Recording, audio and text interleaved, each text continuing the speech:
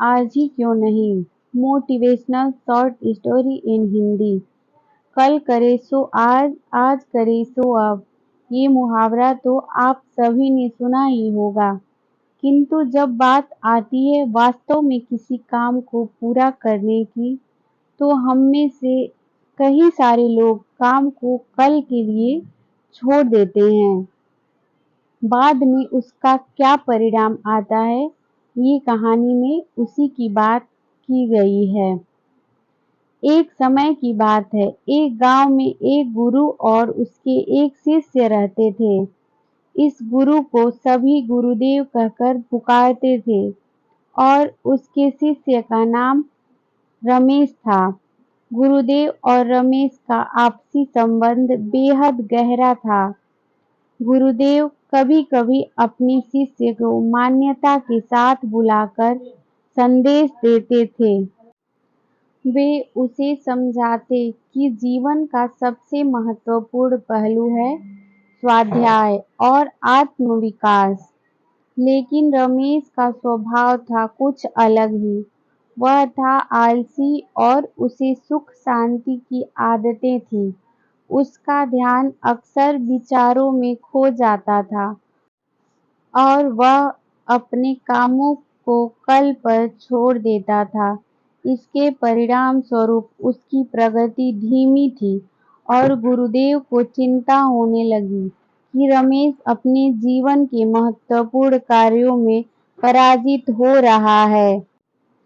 गुरुदेव ने समय के साथ रमेश की स्थिति को देखते हुए योजना बनाई। एक दिन वह रमेश के पास गए और उसे काले पत्थर का एक टुकड़ा दिया। गुरुदेव ने कहा, रमेश, मैं तुम्हें यह जादुई पत्थर देता हूँ। इस पत्थर का एक खास गुण है। इसका स्पर्श करने पर कोई भी लोहे की वस्तु स्वर्ण में परिवर्तित हो जाती है। परंतु ध्यान दो, तुम्हारे पास इस पत्थर का उपयोग करने के लिए केवल 2 दिन का समय है। दूसरे दिन मेरे पास इसे लौटाना होगा। रमेश ने खुशी-खुशी इस पत्थर को ग्रहण किया और अपने घर के लिए रवाना हो गया।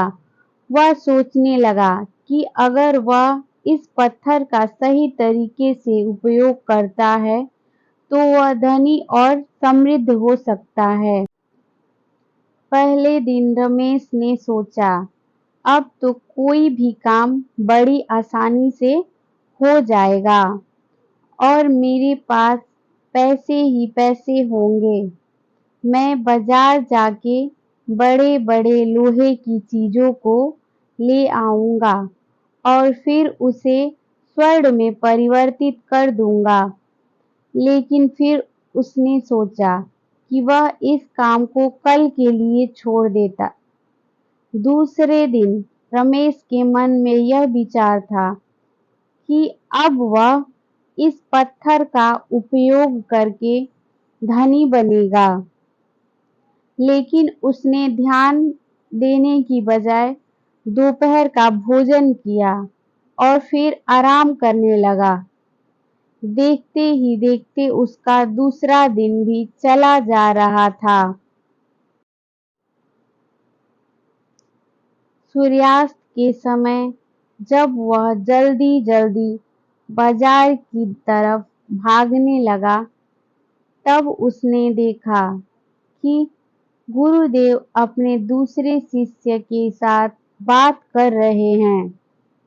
रमेश ने उनके पास जाकर विनम्रता के साथ कहा, गुरुदेव, क्या मैं इस पत्थर को और 1 दिन के लिए रख सकता हूँ? मेरे पास आज समय नहीं था।